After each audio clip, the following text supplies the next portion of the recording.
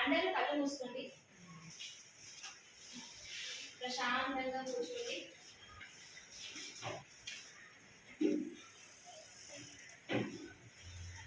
ఇప్పుడు మీరు మీ పేరెంట్స్ కు ఇష్టమైన పనిని చేసి వాళ్ళకు సర్ప్రైజ్ చేశారు.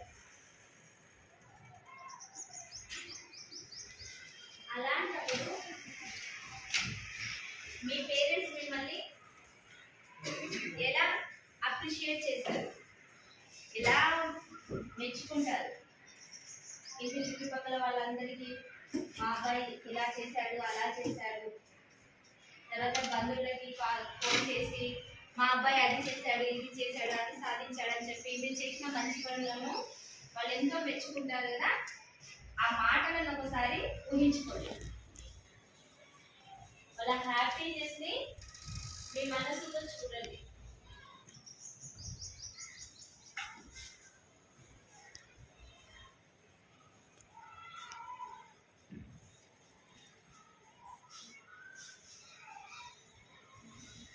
మీకు ప్రశాంతంగా అనిపించినప్పుడు రెండు చేతులను రబ్ చేసుకుంటూ నెమ్మదిగా మీ కళ్ళను తెరవండి.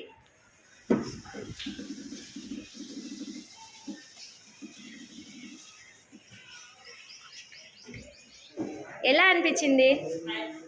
జాబ్ వచ్చినందుకు, బయట అందరూ పోడుతున్నందుకు, మా అమ్మ వాళ్ళు ఇట్లా పోడుతున్నందుకు చాలా సంతోషంగా ఉన్నట్టు, వాళ్ళు హ్యాపీనెస్గా. నాకు జాబ్ వచ్చినందుకు నాకు చాలా చాలా సంతోషంగా.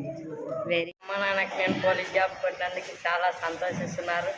చుట్టుపక్కల పోయేటోళ్ళు కూడా వీళ్ళ కొడుకుకి జాబ్ వచ్చిందని ఫీల్ అవుతున్నారు. నాకు కూడా చాలా సంతోషంగా ఉంది నాకు పోలీస్ జాబ్ వచ్చినందుకు.